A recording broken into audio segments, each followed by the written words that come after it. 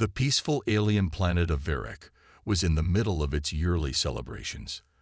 The people here were known for their advanced technology, their peaceful ways, and their brilliant minds. For centuries, they had lived without fear of attack. Their world had prospered, their technology had flourished, and they had never once had to face the horrors of war. They were far removed from the struggles of the galaxy, content in their own safety and harmony. But this peaceful life was about to be shattered. High above Varek's vast cities, in the quiet of space, an anomaly appeared. It wasn't large, certainly not compared to the huge ships the aliens had seen in the past, but it was moving in a way that didn't make sense. It was slow at first, a flicker of light, then a streak across the sky. The planet's sensors barely registered it, but there was something about it that felt wrong, something that felt unnatural. A strange, unfamiliar energy signal emanated from the object as it approached, pulsing like a heartbeat. The leaders of Varek, the planet's brightest minds, scrambled to the war room. Screens flickered to life, showing blurry images of the object. What they saw was unlike anything they had encountered before. It wasn't a ship, not like the others they had seen in their long history. It had no sleek lines, no fine design. It was jagged, rough, like a relic from an ancient time. But what shocked them most was its size. It was massive, much larger than anything they had ever seen in their galaxy. This was no ordinary visitor. "The signal is growing stronger," said Arlen, the chief of security, his voice shaking. "Whatever it is, it's getting closer. We must prepare." The alien council, composed of Varek's brightest minds, exchanged worried looks. They had never dealt with anything like this before. No one on the planet had ever experienced a genuine threat, and the thought of having to defend their peaceful world from an unknown enemy sent fear into their hearts. "We need to make contact," said Vorn, the head of communication. "This may be a friendly visit. We should not act out of panic." "I disagree," said Arlen, his voice becoming firmer. "This could be an attack. We don't know what this being is capable of. We must prepare for battle." "Enough," said Kala, the planet's leader. Her voice was steady, commanding. "We will not let fear rule us. We will first try to communicate. If they attack, then we will defend ourselves, but not before." Despite their anxiety, the council agreed to her plan. They decided to send out a communication signal, hoping for a peaceful encounter. The Varekians had never had any reason to fear, so they believed that this mysterious visitor could simply be a traveler or explorer from another system. With the transmission sent, they watched in silence as the object neared. It was becoming clearer now, its jagged, rough appearance more visible as it sliced through the atmosphere. It was like nothing they had ever seen. Was it some kind of ancient relic, lost in time? Or was it something much more dangerous, a creature beyond their understanding? The air was thick with tension as the object slowed. Then, without warning, it began to descend.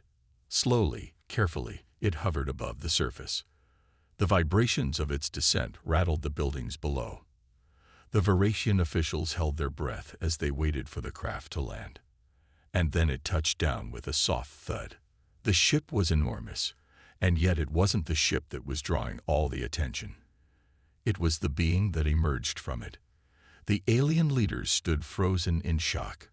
A human, a single human, dressed in strange, battle-worn armor, stepped from the ship. His helmet was lifted, revealing a face of hardened determination. His posture was rigid, but his eyes, those eyes seemed to burn with an intensity that the Varekians had never seen before.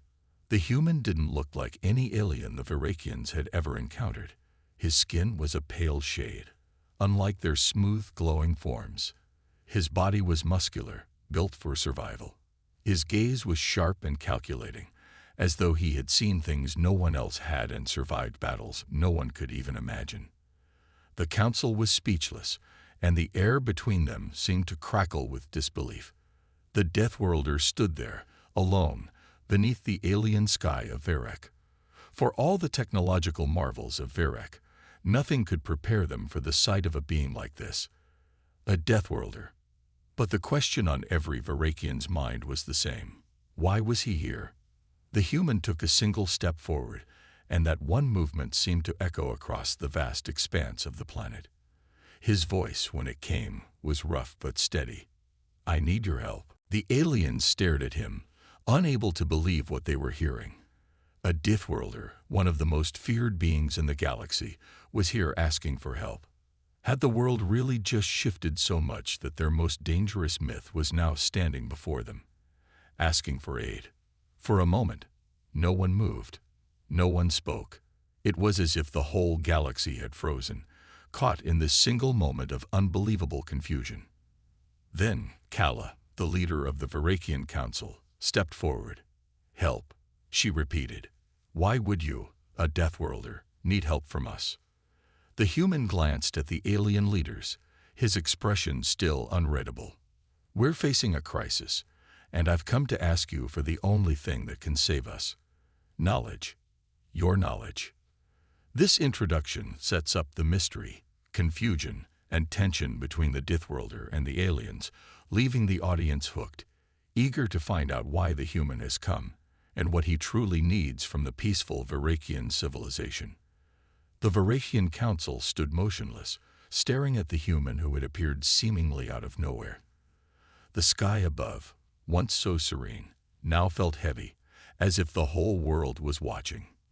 This visitor, this human, stood in front of them, a representative of a race from a faraway world. Yet despite his unsettling appearance, there was something about him that made the aliens pause. "We don't understand," Kala, the leader, said, breaking the silence. "You are a Deathworlder, one of the most feared and dangerous creatures in the galaxy. You've come to us for help. How can we possibly assist you?" The human's eyes narrowed slightly. He seemed to consider his words carefully before responding. "I don't expect you to understand. In fact, I didn't expect you to help at all. But the situation has changed." His voice was steady, but carried a note of urgency. "We've been caught in a war, one that we cannot win on our own. I need your knowledge to stop it before it spreads beyond our world." The Alien Council exchanged uncertain glances. The term Deathworlder had always been associated with war, destruction, and merciless survival. Deathworlders were survivors of some of the most brutal environments in the galaxy, beings shaped by constant battle for survival. The thought that such a creature would ask for help seemed almost impossible. Arlen, the chief of security, couldn't hold back any longer. "You've fought your battles. Why would you, of all people, need our help?" His voice was laced with doubt and a touch of disdain. He was a soldier, after all. To him, it didn't make sense. A Deathworlder needing help from peaceful aliens. The human turned his gaze on Arlen, his expression hard but not unkind. "This isn't about pride. It's about survival. We're facing a new kind of threat, something more dangerous than any war we fought before." Kala's eyes narrowed. A new kind of threat. What kind of threat could be more dangerous than a Deathworlder's enemies? The human's shoulders slumped slightly, as if the weight of the situation had finally begun to bear down on him. "I've seen things that I can't explain. Enemies that can't be fought with weapons. Enemies who have no fear, no hesitation. They're not like us. And the worst part, they've set their sights on my people." He paused, as if considering his next words carefully. "If we don't stop them now, they'll spread. To your worlds, to every world." Silence fell over the council. The Varakians had always lived in peace, never knowing the horrors of war. The idea that a being, especially one like a Deathworlder, could come to them for help was unfathomable. And yet, here he was, asking for something they had never been asked for before. Help. Vorn, the head of communications, cleared his throat. "But why us? Why come to us for knowledge? You are a warrior, a survivor. Why not just destroy them?" The human's eyes flashed with something that resembled pain, though his face remained stoic. "I wish it were that simple. I truly do. But this enemy cannot be defeated by force alone. They move in ways that we can't predict, can't understand. I need your knowledge of the universe, your understanding of the unknown. You've mastered peace, and you know the ways of the stars better than anyone else. That's why I came here. A murmur passed through the council. Knowledge. That was their strength. The Varakians were a race built on wisdom and understanding, their technology and culture founded on years of study and careful exploration of the universe. They had never been warriors, and the very idea of fighting in a war was something they had long since left behind. But now, a Deathworlder was asking them for that very knowledge, to help fight an enemy none of them understood. Arlen looked to Kala, his eyes filled with doubt. Do we trust him? He's a Deathworlder. If his people are so powerful, why should we help him? Kala took a deep breath, her voice calm but resolute. We've always prided ourselves on our wisdom. We can't ignore the gravity of what he's saying. If his words are true, then this is a threat to all of us. If we don't act, we might be condemning ourselves to a war we cannot win. Her words carried weight, and despite the uncertainty in the air, the council members nodded in agreement. Vorn was the first to speak after a long pause. What exactly do you need from us? The human gave a small nod of appreciation. I need your knowledge of the stars, your maps, your charts. I need your understanding of the unknown. We'll have to find the enemy's base of operations.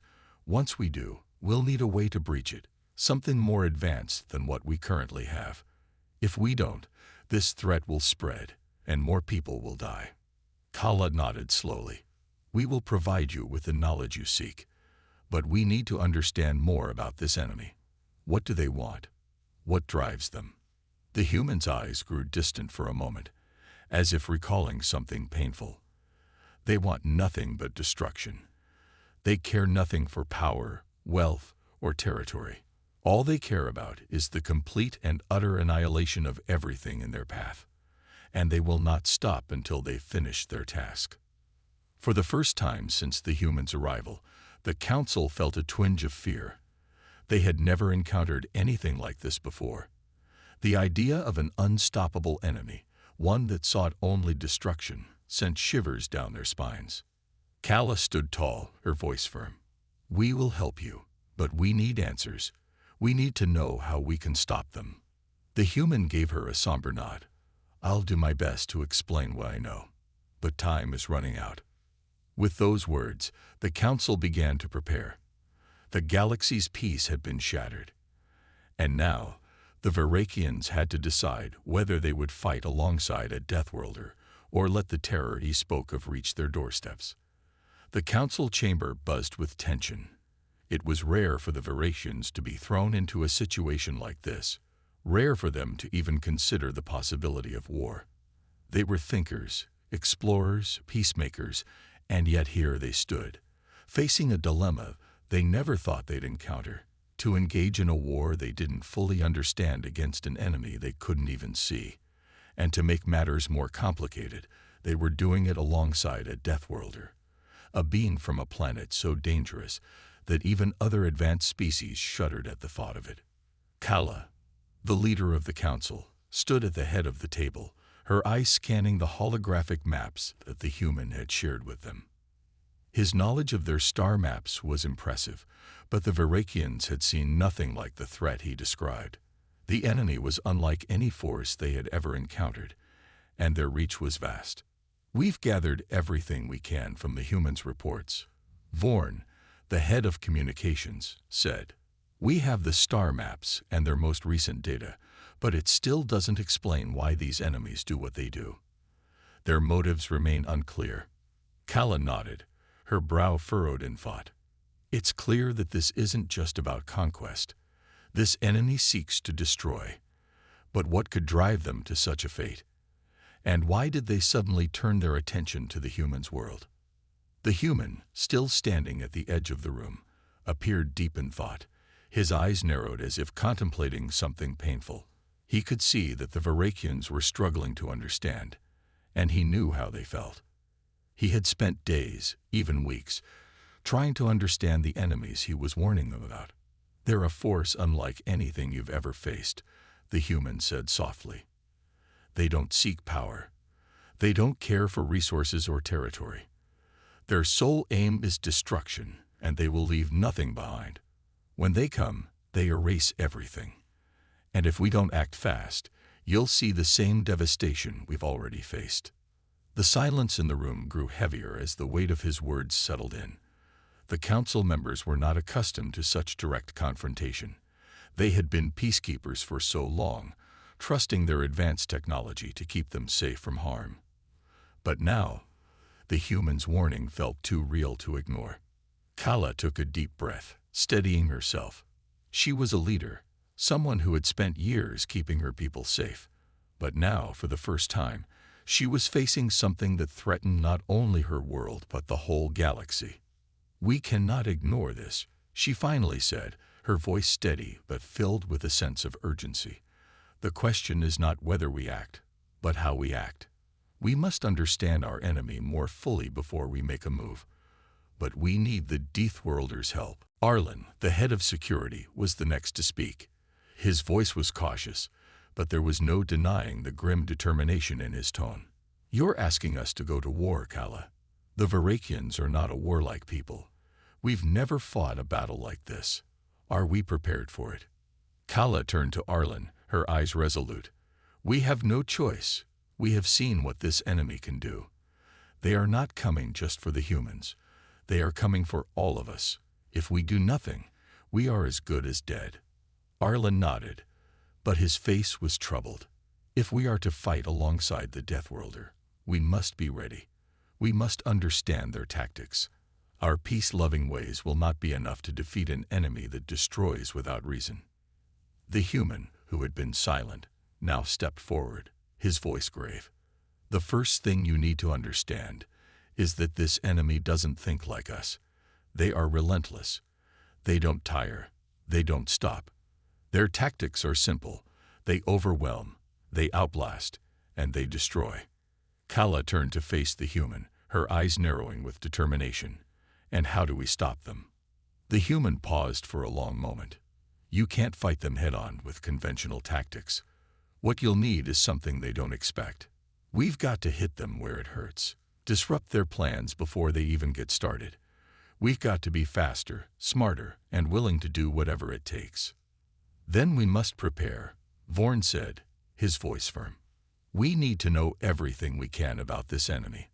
How they think, how they fight, and most importantly, how they plan to destroy us." Kala's eyes turned to the holographic map, where the human had plotted the enemy's movements. "We'll need to move quickly. Time is against us. We cannot allow this threat to grow any stronger." The decision was made. The Varakians would assist the human, but there was much work to do. The Council would need to share its vast knowledge of the galaxy and combine it with the humans' experience and insight into warfare. They would need to develop strategies, study their enemies' movements, and gather all the intelligence they could. The stakes had never been higher.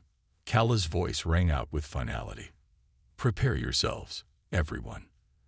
The time to wait is over.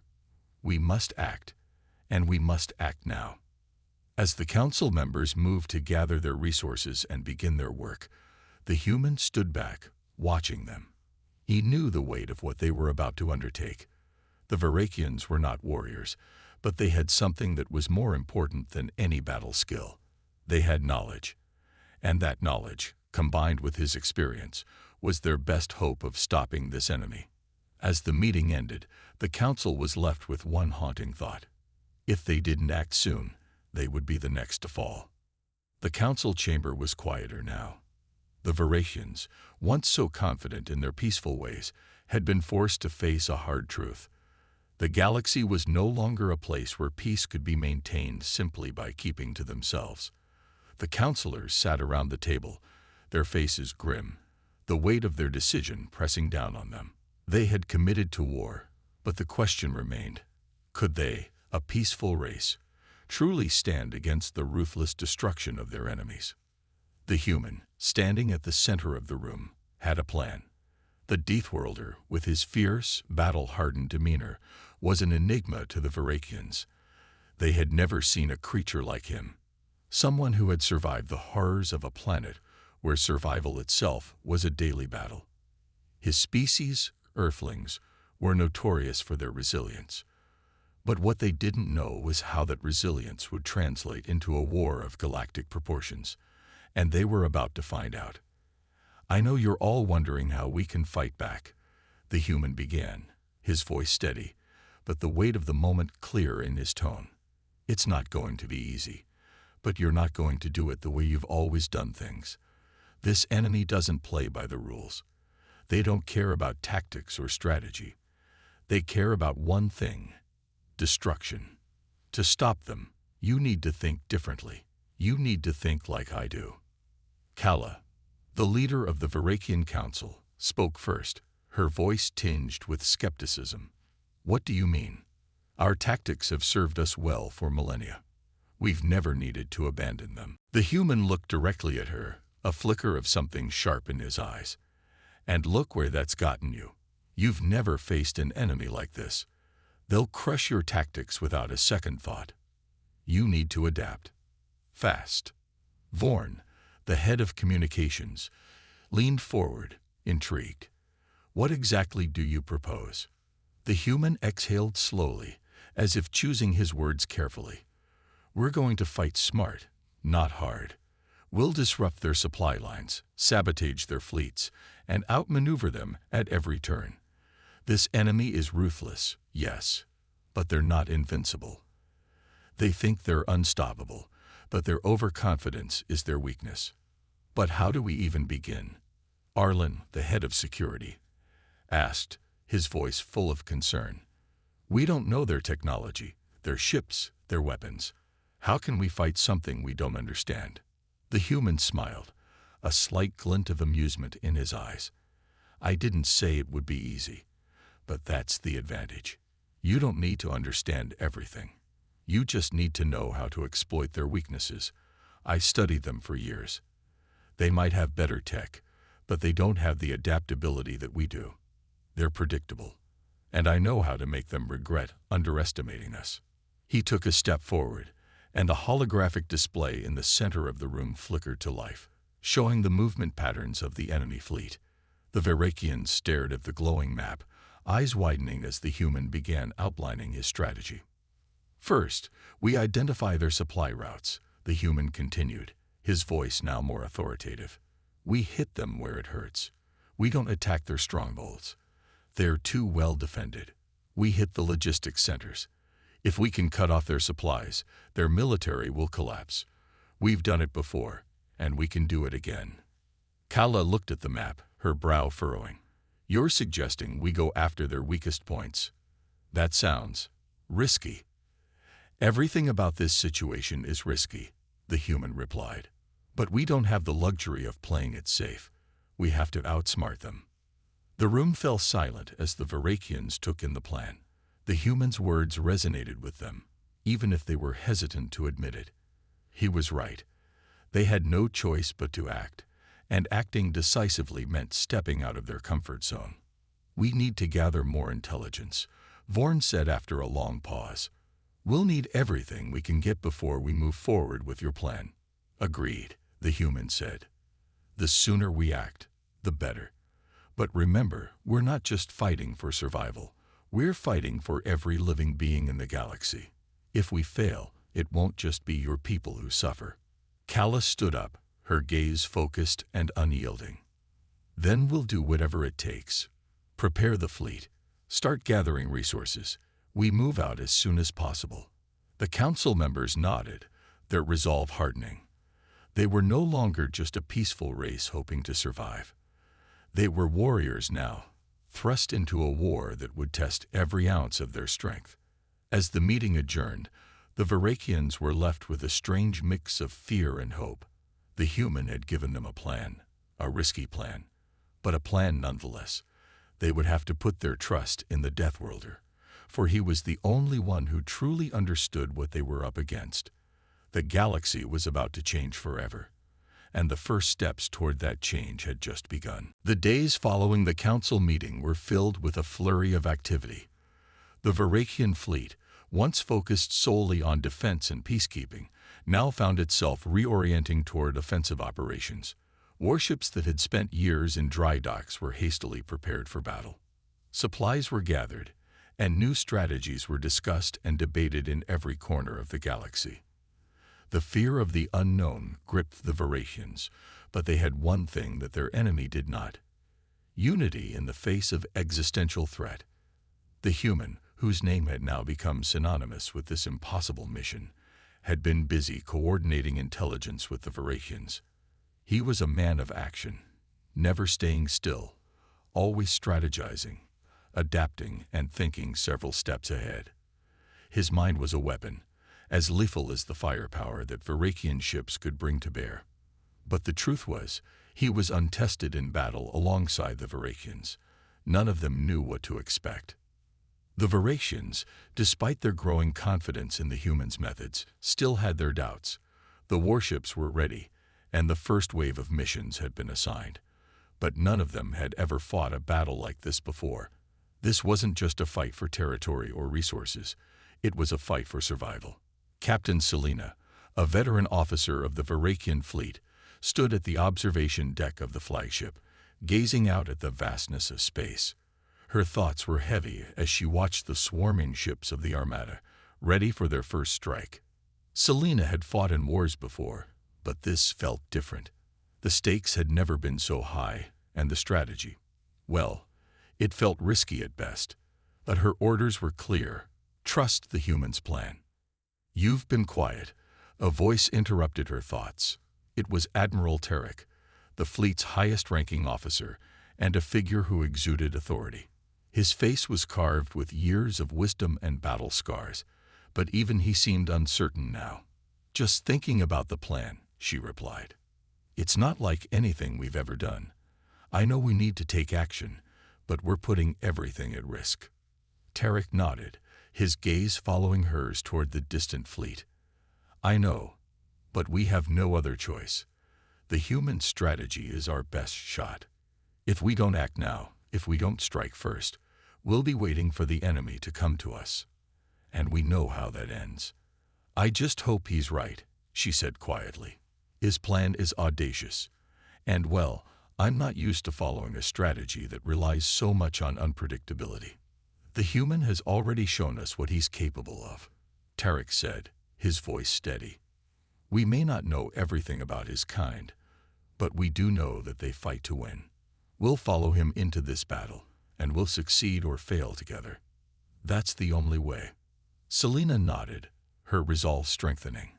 She had followed many strategies over the years, but something about the humans' unwavering confidence made her feel like they were standing on the edge of a new era, one where they could not only survive, but possibly even win. Meanwhile, on a warship far from the Council's safe corridors, the human, now known to the Veracians as Agent 1, stood with his arms crossed, eyes fixed on a holographic display. His expression was unreadable, his mind calculating risks, probabilities, and possible outcomes. The alien fleets, although massive and impressive, still hadn't anticipated this kind of war, an unpredictable, guerrilla-style fight. The human had devised a plan that combined sabotage, stealth, and superior maneuvering. It wasn't just about brute force. It was about using the enemy's overconfidence against them. Agent 1, a Veracian officer, spoke up, his voice thick with anticipation. "We've received the latest intel. The enemy fleet is closing in on the outskirts of Veracia Prime. We'll need to act quickly if we're going to disrupt their supply lines." Agent 1 turned his head slightly, his gaze still on the hologram, but now with a hint of cold determination. "They won't expect us to hit them where they're weakest. Prepare the stealth teams. We'll move in under the cover of their own forces, strike their vulnerable supply depots, and vanish before they even realize we're there." The officer looked hesitant. "But how will we ensure that the attack is successful? We don't have the resources to take them head-on." "You're thinking too small," Agent 1 replied, his tone firm. "This isn't about taking them head-on. It's about taking away what they need most: resources. They'll come for us eventually, but by the time they do, will have crippled their ability to respond. By the time they realize they've been outmaneuvered, it'll be too late. The officer nodded, a look of realization dawning on him. Understood. We'll deploy the teams immediately. As they finalized the plans, Agent 1 took a deep breath, feeling the weight of what was about to happen. He knew the Virakians were committed, but this battle was unlike anything they had ever seen. Every move counted. Every decision could tip the balance of power. Back on Virakia Prime, Selena and Tarek stood side by side on the command bridge, watching as the final preparations were made for the mission. It was time to execute Agent 1's plan. They had no other option but to trust him. This was their moment. It was make or break. As the countdown to launch began, Tarek placed his hand on Selena's shoulder. We're doing the right thing. We fight to survive, and we fight to win. The countdown reached 0, and the Virakian fleet surged forward, ready to meet the challenge head-on. It was the start of something new, something dangerous. But for the first time in a long time, the Virakians felt that, perhaps, victory was within their grasp. The moment of truth had arrived. The Virakian fleet had deployed, and the vast ships shot through space at breakneck speeds. Their trajectory was clear: to disrupt the enemy's supply chain, to cripple their ability to wage war, and to force them into a position where the Virakians could finally push back. The stealth teams, led by Agent 1 himself, were already deep inside enemy territory, their warships invisible to the enemy's radar. They had learned much from their human ally: how to move without being detected, how to strike quickly and without mercy, and how to turn the enemy's own tactics against them. On the command bridge of the flagship, Captain Selena watched as her fleet approached their first target, an enemy supply depot hidden deep within the asteroid belt. It was a critical objective, and if they succeeded here, it would send shockwaves through the enemy command structure. Ready to deploy the stealth units, Captain, the tactical officer said, his voice tinged with tension. Selena gave a firm nod. Launch them, and make sure they know what they're up against. If we fail here, we risk losing everything. The countdown began. Tension gripped the crew as the invisible stealth ships launched into the darkness of space, their paths set for the supply depot. The Virakian forces had to remain patient, ensuring that every move was made with precision. Every second mattered. One wrong step could lead to disaster. As the stealth teams moved closer to the depot, Agent 1 watched with cold precision. His face, lit only by the soft glow of the command display, showed no emotion. He had been in far more dangerous situations, but even now, with everything on the line, he felt no fear. Deploying explosives now.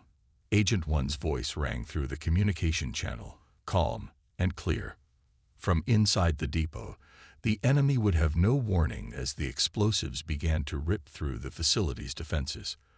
The Virakian ships, meanwhile, remained just out of reach, their own movements calculated to keep them hidden from view.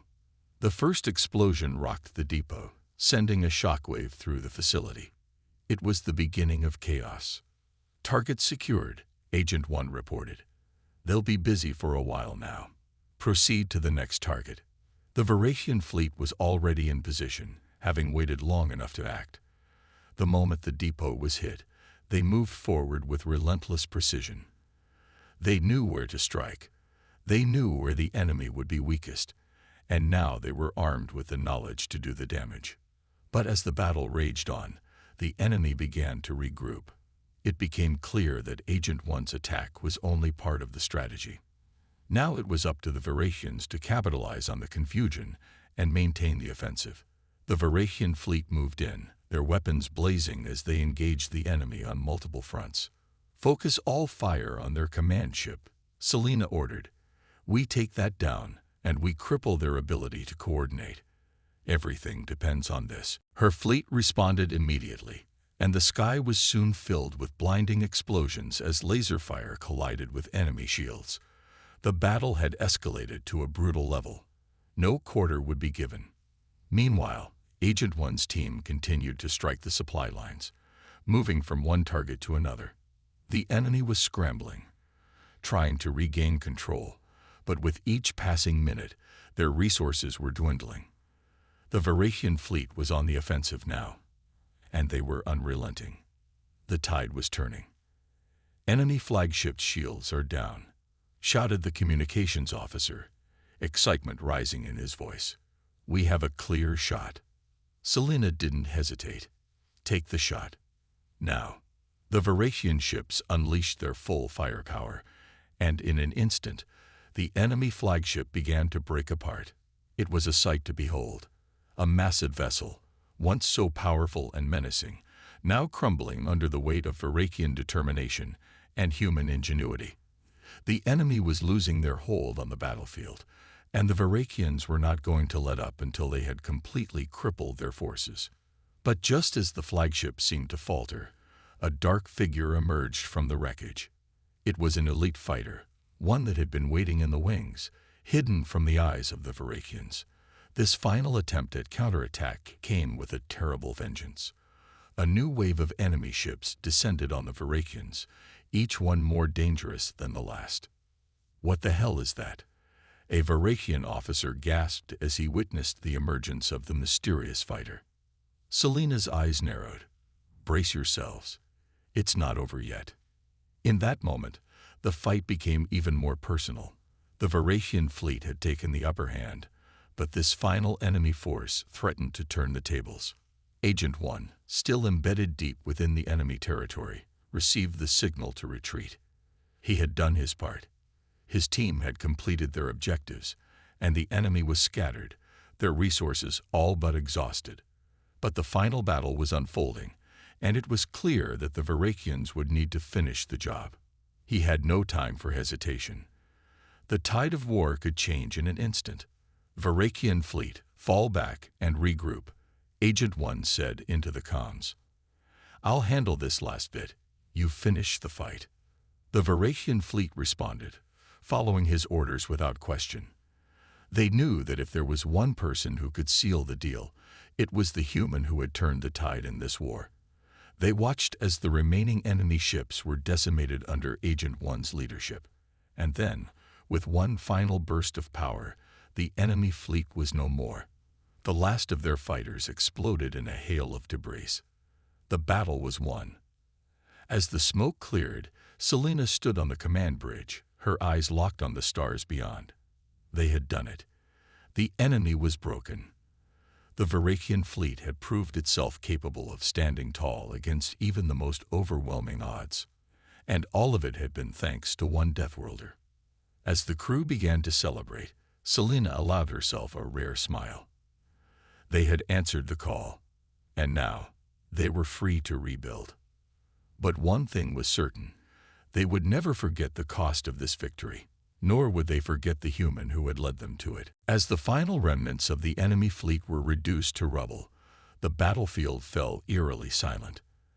The stars themselves seemed to hold their breath, suspended in time as the Varakian fleet, battered but victorious, took stock of the incredible price they had paid. Silence hung heavily over the command bridge, punctuated only by the occasional communication report as the crew began to assess the damage. Selena stood at the center, staring out into the vast expanse of space through the large viewport. The victory was theirs, but the cost was undeniable. The Varakians had lost ships, personnel, and resources. Some crew members had not made it. A few elite warriors had been injured or worse. The toll of battle was heavy, but they had succeeded in their mission, one that had seemed almost impossible when they first received that desperate SOS signal. One man had made all the difference. She turned slowly, her gaze falling on the one who had ensured the Varakians' victory, Agent 1. He stood at the far end of the bridge, the same impassive expression on his face, his body language calm as always. No trace of fear or hesitation had shown during the battle.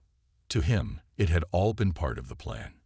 His focus was unwavering, his mind always 5 steps ahead. "Agent 1, she called, her voice carrying the weight of leadership. "You've led us to victory. But I know it hasn't been easy." Agent 1 looked up, his gaze meeting hers. He gave a slight nod, acknowledging her words without fanfare. The battle was over, but the war was far from finished. There would always be another challenge, another threat lurking just beyond the horizon. "Thank you," she said, a rare moment of sincerity in her voice. "This would have been impossible without you.